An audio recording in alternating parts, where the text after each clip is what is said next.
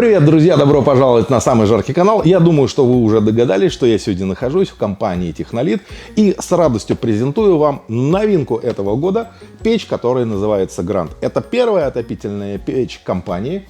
И давайте, прежде чем мы начнем детальный ее обзор, посмотрим, как она внутри устроена. Вот мы сейчас ее прямо затопили. Видите, еще красочка пока обгорает. Давайте поговорим просто про отопительные печи. Почему чугун, почему не используется нержавеющая сталь, вообще какой материал лучше. Да, я небольшой знаток отопительных печей, но я немножко понимаю в материалах, поэтому могу вам смело сказать, что лучшие каминные топки, лучшие отопительные печи делаются из углеродистой стали. Ну, Брюнер, например, да. Но вот дымосборники делаются из чугуна. И этому есть логическое объяснение.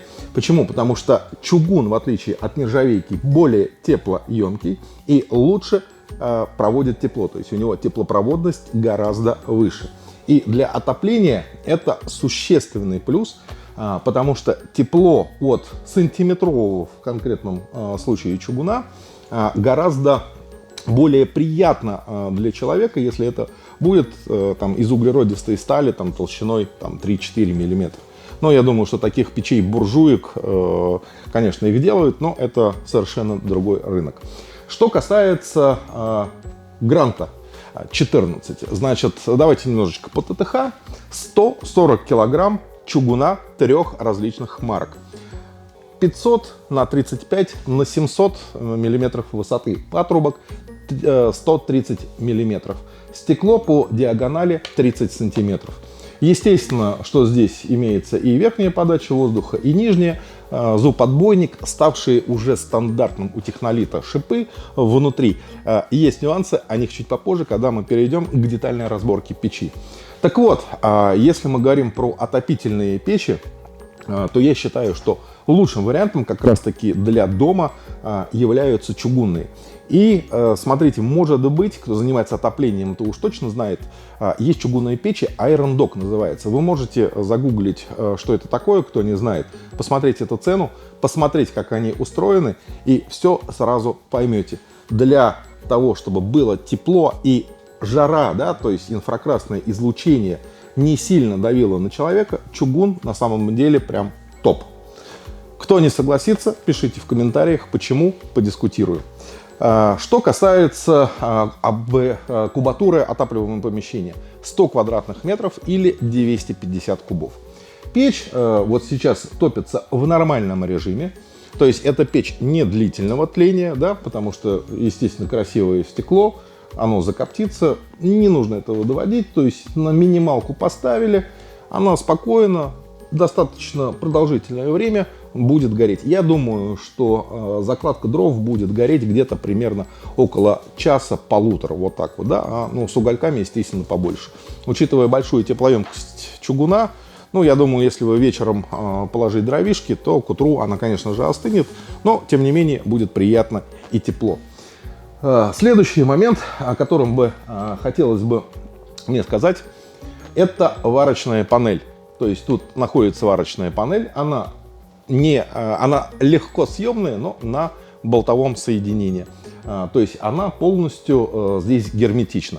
Ну и по поводу дизайна, я думаю, что те же самые люди, которые занимаются отоплением, узнали знакомые формы европейского дизайна. То есть это, да, это напоминает фирму Коза.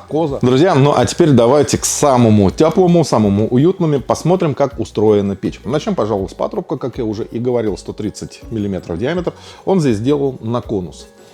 Обращаю внимание, шнур, естественно, есть. Внутрь, если заглянуть, то мы уже здесь, в верхней части, увидим шипы, благодаря которым идет теплосъем, но эти шипы установлены на втором патрубке, который можно поставить вот сюда. То есть печь имеет два подключения: верхнее и боковое. Вот здесь вот. Ну, это, я думаю, что стандартная вещь, поэтому на это не будем акцентировать внимание. Больше нас всего интересует это такая вот варочная панелька. Давайте посмотрим вот на это. То есть здесь для большего теплосъема тоже сделаны вот такие вот шипы. То же самое шнурик сделан. Все красиво и комфортно. Значит, пока мне сверху удобно, давайте я приоткрою дверку, потом спустимся чуть пониже. Все отбойники легко вот так вот демонтируются, то есть они вылезают, входят туда вовнутрь. Давайте я прям вот так вот его сейчас выну отсюда, да. Вот, видите, абсолютно нормальный отбойник. Все очень четко, все очень красиво. Заглядывая вовнутрь, естественно, мы видим колосник, ну, потому что печь не длительного горения. Хотя надо заметить, что подовое горение, оно более длительное и на самом деле, условно можно сказать, чуть более эффективное, потому что там присутствует больше угольного горения.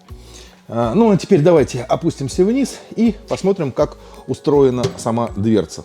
Как я уже и говорил в начале, здесь у нас идет верхняя подача воздуха. Ну, здесь все по стандарту. Нижняя. Естественно, ее можно подтянуть по вашему желанию. Стекло, еще раз повторюсь, 30 сантиметров. Открываем дверку и смотрим, как она устроена. Здесь идет целиковая рамочка. То есть нету опасности растрескивания. И давайте-ка я посмотрю, вам не будет видно, но я увижу, что здесь рамка примыкает достаточно плотно, то есть нету никаких щелей. Если мы начнем перекрывать, то полностью мы здесь... Я сейчас пытаюсь на самом деле сымитировать, чтобы все было плохо. У меня не очень хорошо это получается. То есть верх-низ. Низ очень плотно перекрывается, наверху есть небольшая щелочка. Если посмотреть на дверцу, мы не увидим никакого шнура уплотнительного. Он находится у нас вот здесь, по всему периметру. Топка достаточно удобна для того, чтобы положить сюда где-то примерно около 4-5 полешек. Кстати, момент: не нужно забивать топки полностью дровами, потому что процесс сгорания требует при наличии кислорода. И когда вы топку забиваете дровами, то кислорода не хватает в ней, и процесс горения уже идет в дымоходе, то есть вы топите улицу. Идем дальше. Колосниковая решеточка. Не буду я ее доставать. Шипы по краям.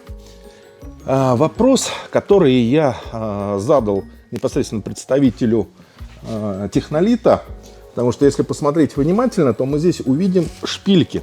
То есть печь собрана следующим образом. Внизу находятся шпильки.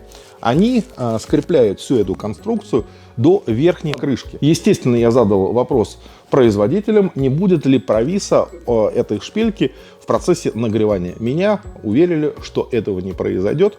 То есть печь достаточно продолжительное время тестировали, поэтому бояться, что что-либо произойдет, не следует. Это вот такой вот небольшой нюансик. Ну и, естественно, по топочке, если мы смотрим, стандартные шипы.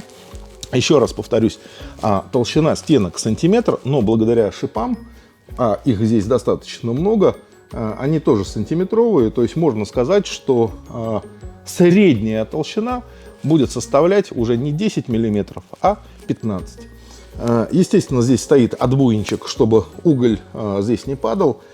Вопрос по дизайну, наверное, может быть, можно было сюда какую-то еще добавить пластиночку, да, чтобы повыше было. Но это вопрос уже к дизайну. Как вы знаете, я про дизайн обычно тактично умалчиваю. Кому-то нравится, кому-то не нравится. Колосниковая, естественно, если есть колосник, то, естественно, есть и зольник. Обычно черная сталь. И здесь, смотрите, есть, естественно, крышка.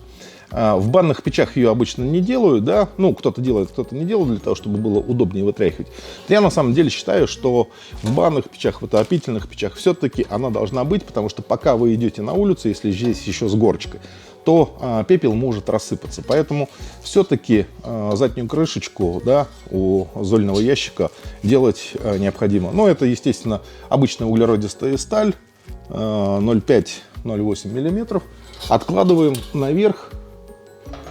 Заглядываем еще раз вовнутрь и смотрим, как идет процесс горения. То есть дрова у нас горят, здесь они попадают в зуб, поворачиваются и уходят в дымоход. Здесь расстояния совсем небольшие.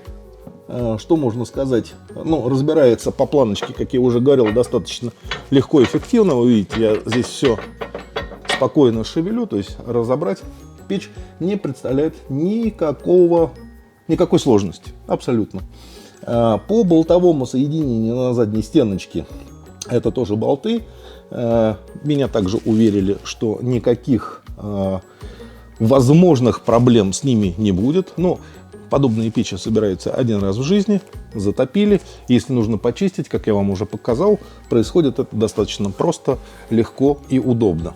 Закрываем, смотрим еще раз наружу.